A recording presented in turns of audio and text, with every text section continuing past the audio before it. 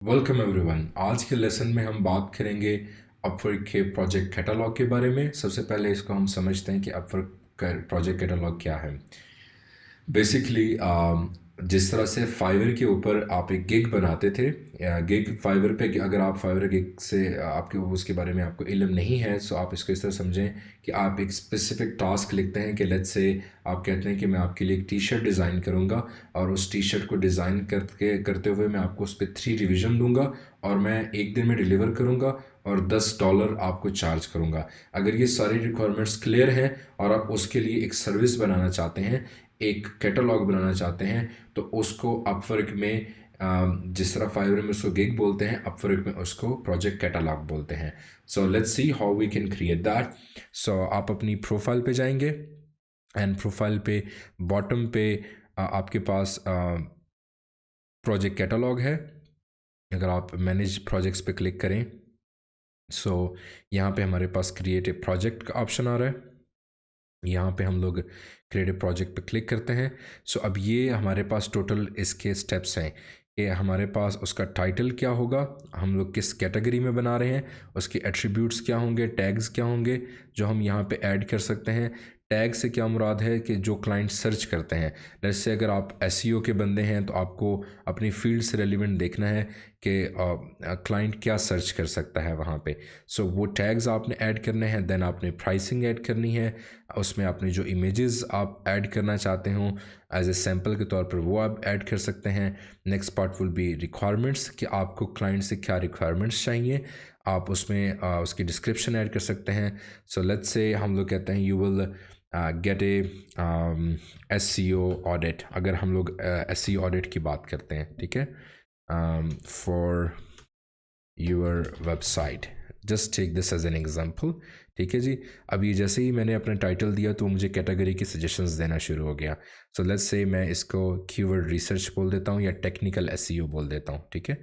सो जैसे ही मैंने ये सिलेक्ट किया तो यहाँ पे मेरे पास प्रोजेक्ट के एट्रीब्यूट्स आना स्टार्ट हो गए कि मैं किस में काम कर रहा हूँ। ठीक है।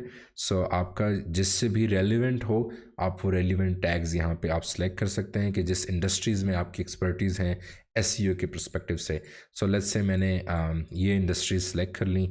आप किस लैंग्वेज में वो कर सकते हैं। एंड देन यहाँ पे आपके पास टैग्स हैं जो क्लाइंट को मदद करेंगे आपके प्रोजेक्ट को ढूंढने में।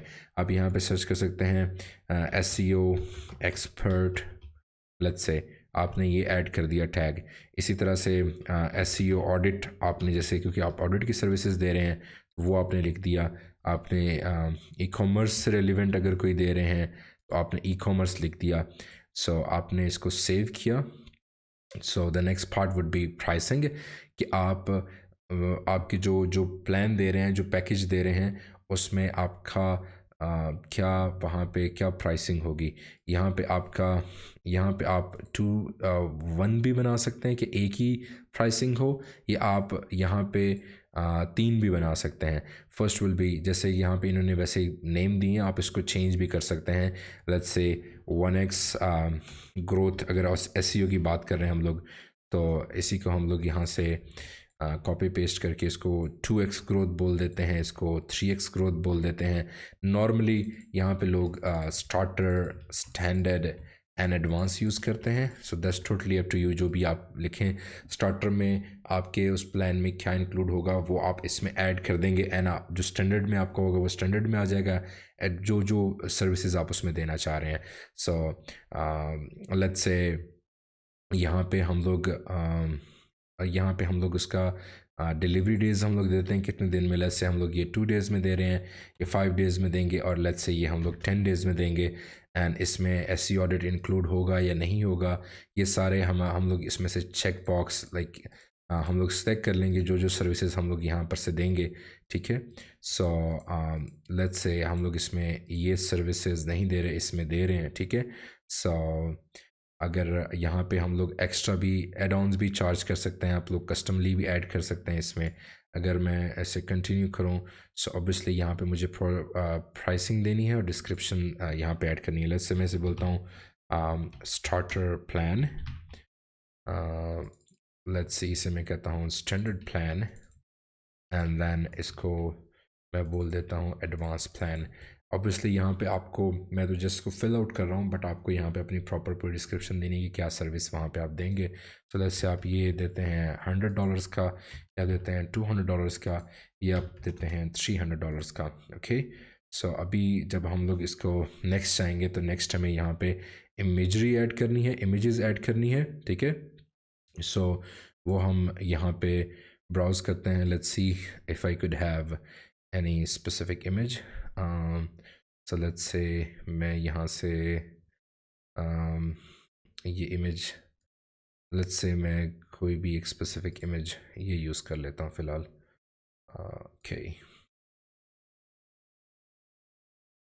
ओके,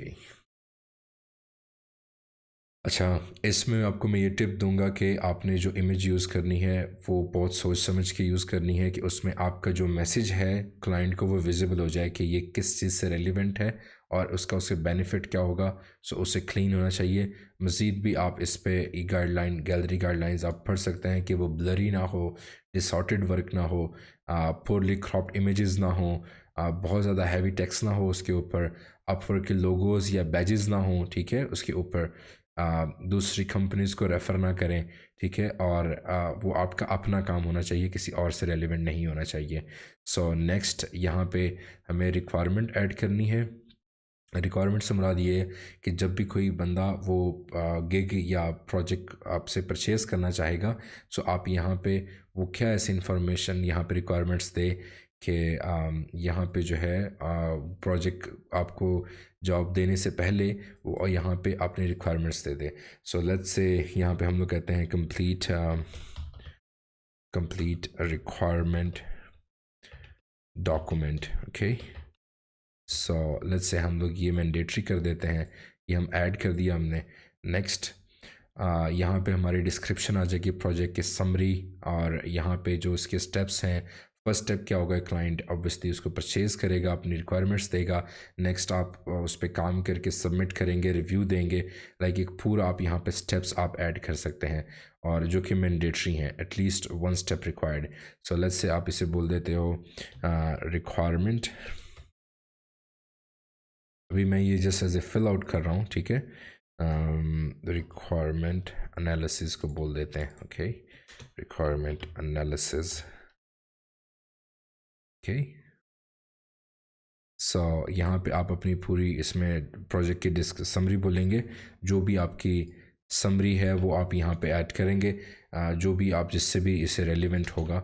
अभी मैं जस्ट इसको फिल आउट कर रहा हूँ एज ए डमी के तौर पे, बट आपको यहाँ पे वो इसे करना है। One last thing that we just forgot is, आप यहाँ पे क्वेश्चंस भी ऐड कर सकते हैं कि क्लाइंट के माइंड में जो क्वेश्चंस आ सकते हैं फ्रीक्वेंटली, कि ये प्रोजेक्ट मुझे कब डिलीवर होगा, क्वालिटी क्या होगी, इसमें कितनी रिविजन्स इंक्लूडेड हैं, आप टूल्स क्या यूज़ करेंगे इसमें, और क्या इसमें वो एक्सपेक्ट कर सकता है अगर क्लाइंट इसको परचेज़ करता है। Okay, so the next part is, आप एक वक्त में कितने प्रोजेक्ट्स इस तरह के ले सकते हैं, वो नंबर आ जाएगा।